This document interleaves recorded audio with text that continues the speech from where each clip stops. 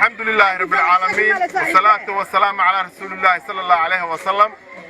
marka hore waad aragtaan meeshan waxa isugu soo baxay dadweynaha reer Buuhoodle oo shucuurtooda ku muujinaya qaabka ay wax uga socdaan Soomaaliya. waxa hareerahayga taagan hadii la oran jiray Khaatuma waa firqooyin oo waa dhowr nooc. dhinacayga waxa taagan Axmed Gacmo Yare, waxa ku xiga Cabdifarax Cali Cawin, anigoo hadlayo Yaasiin oo xildhibaan Yaasiina. Khaatumana waa isku mid. waxaa dhinacyada taagan guuta koobaad oo midaysan. anagu maanta waxaanu nahay isku mid. lafihii horaanu nahay, Khaatumaanu nahay. waxa weeye dantayaduna waa meel. intaa waxaan uga gudbayaa madaxweynaha hadda talada haya waqtigiisu dhamaaday Maxamed Cabdullaahi Farmaajo. dastuurku wuxuu u ogol yahay inta laga soo dhisayo dawlad inuu madaxweyne noqdo. international community-ga u ogol, dastuurka u ogol, baarlamaanku inta baarlamaan laga soo dooranayo isaga baarlamaan. intaasaan kaga gudbayaa. waxaan u mahad celinayaa ciidanka xoogga Soomaaliyeed ee ay ugu horeeyaan Gorgor, Danab, Haramcad iyo Gaashaan. aad iyo aad baan ugu mahad celinayaa sida wanaagsan ee qarannimada leh ee aan beeleysnayn ee ay uga hortagayaan shaqaaqada iyo waxyaabaha xumeynaya dalka. iyagana waa u mahad celinaya. waxaan hadalka kaga baxayaa ninka ka dawladda Puntland madaxweynaha. waa la maqlayay khudbadiisii ugu dambeysay waxa uu ku hadlayay. wax mas'uul ku hadla maaha.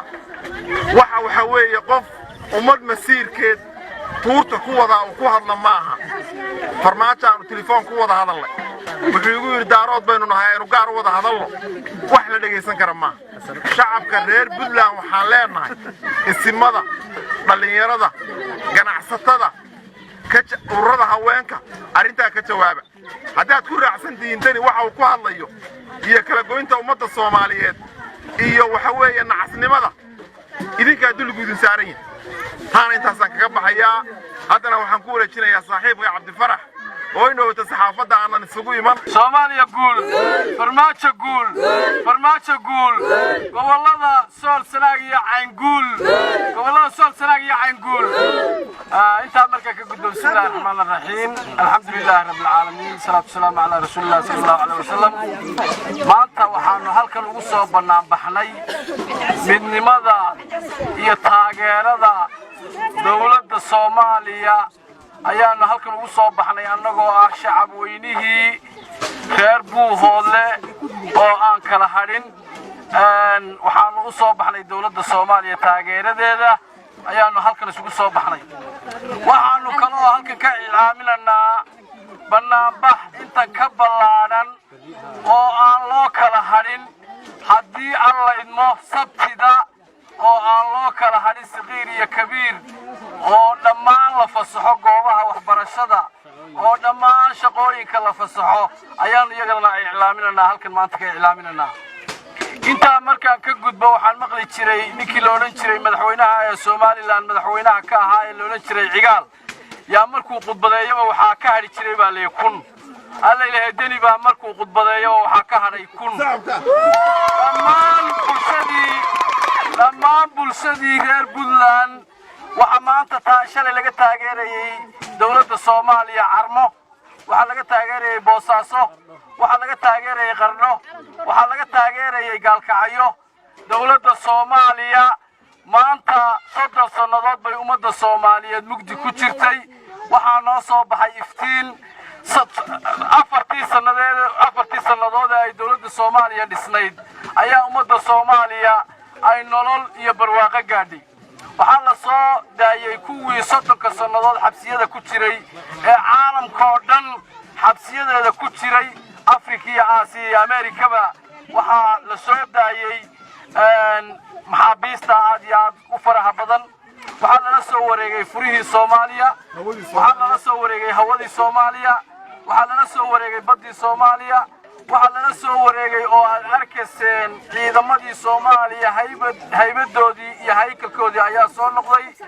waxaa laga xun yahay oo 4 wiil ee tuugta ee xamar jooga iyo labada tuug ee midna badii iibsaday intii Puntland midna intii uu iibsaday Kismaayo ee daaroodka isku sheegaya war daarood naf uma haysan Axmed Madoobe waxaad joogtaa Kismaayo intii Jubbaland ka talinaysayna waxaad gacanta kaga haysaa ma jirto wardaniyo waxa lagu dhiibay dad israacsan gobolada Sool Sanaag iyo Cayn ciidamadoodu waxay joogeen markii lagu doortay waxa tiri dhulka laguma qabsan faataha laguma qabsan baa tiri oo aan Cabdiweli ka daba tiri waxa maanta loo taagan yahay caasimadii Puntland 60 kilomitir daniyo waanu ka hadnay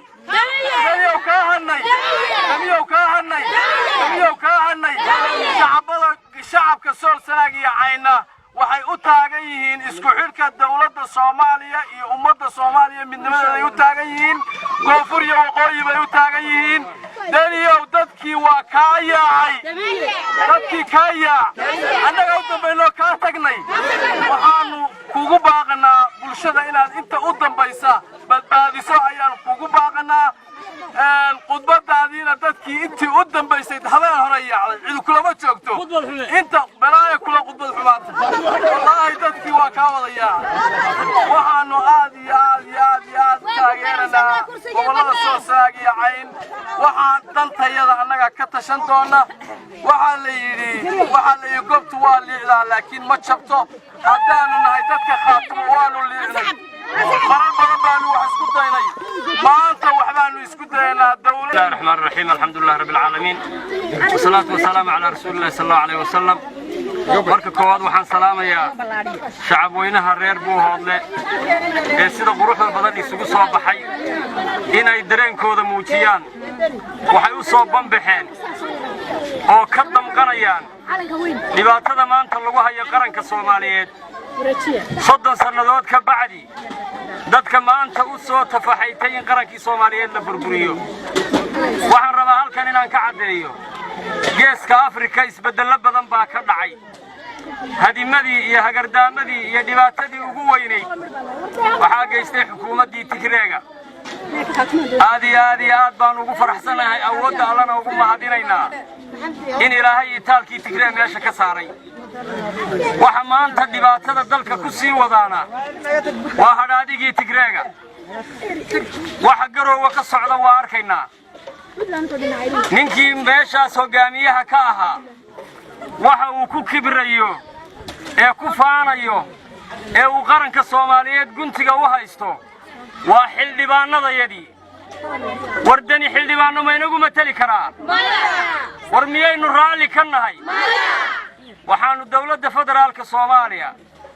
iyo cid kastoo danaynaysa amniga iyo kala dambeynta qaran Soomaaliyeed oo istaaga waxaanu leenahay beelaha Sool degan iyo ilaa qabaa'ilka maakhir degan xildhibaanadooda kasbada iyo caqliga aanu aragnay ee dani ku jira naguma matali karo mana soo xuli karo intaa ka bacdi Soomaaliya maanta waxay leedahay hogaamiye daacada oo qaranka Soomaaliyeed hantidiisii u ilaaliyay oo hankii Soomaaliyeed soo celiyay oo kii meel ku xidhnaa ka soo daayay oo kii shaqaynayay mushaharkiisii siiyay oo ciidan u dhisay amnigiisa ilaaliya dalka iyo shacabka iyo xuduudihiisa bad iyo bari iyo cirba maanta waxaa muuqda madaxweyne iyo shacab iyo ciidan is ogol waxa qaylinaya waa afartii wiil ee dalkan hantidiisa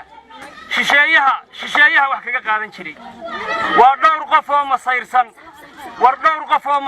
qarankeena wax ma yeeli karaan dhowr qof oo masayrsan qarankeena wax ma yeeli karaan Soomaaliya maanta way guulaysatay wayna guulaysanaysaa dadka reer Sool iyo Sanaag iyo Cayn degani Tigreega heshiis lama gelin qof Soomaaliya waligood may dhiibin hantida qaranka ama macdantiisa may biliqaysan shisheeyana cid lama saaxiibin